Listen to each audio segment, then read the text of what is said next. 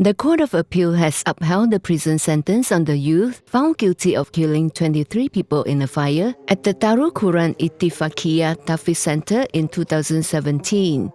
It also upheld the acquittal of another youth charged in the same incident.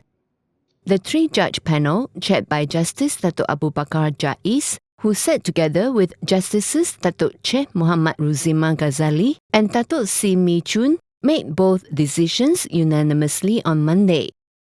On August 17, 2020, the first teenager, now 22, was convicted by the High Court for the murders and ordered to be detained at the pleasure of the Yang di-Pertuan Agong.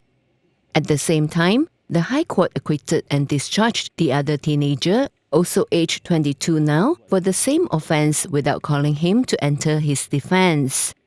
The convicted youth subsequently filed an appeal against the conviction, while the prosecution appealed against the acquittal of the second accused.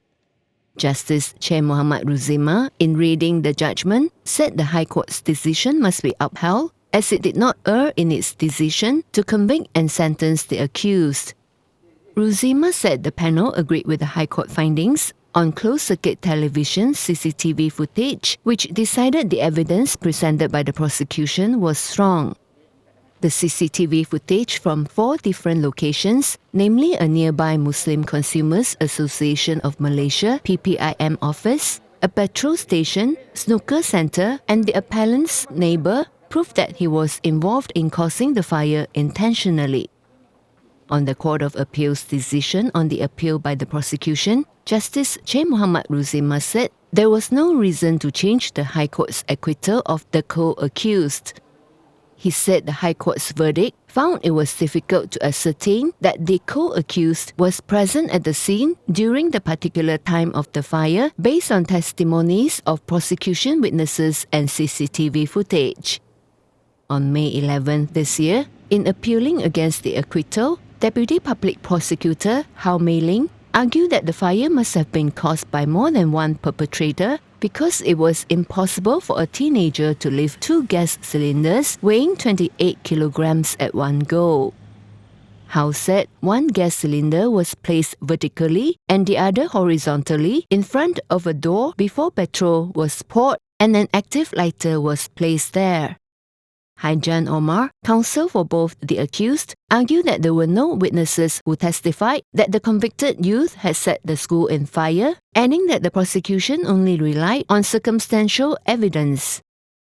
The prosecution called a total of 71 witnesses, while 6 defense witnesses were called to testify throughout the trial, which began on May 30, 2018. According to the original charges, both teenagers, together with another unidentified individual, were accused of murdering and causing the death of 21 students and 2 teachers at the Tahfiz Center at Jalan Keramat Hujung, Kampung Datuk Keramat, Wangsa Maju, between 4:15 a.m. and 6:45 a.m. on September 14, 2017. They were charged under Section 302 of the Penal Code for murder, read together with Section 34, which provides for the mandatory death penalty upon conviction. However, Section 97, subsection 1 of the Children's Act 2001 provides that offenders under the age of 18 cannot be subjected to the death penalty, which can be replaced with a prison sentence as long as the Yang di-Pertuan Agong approves, in accordance with Section 97, subsection 2 of the same Act.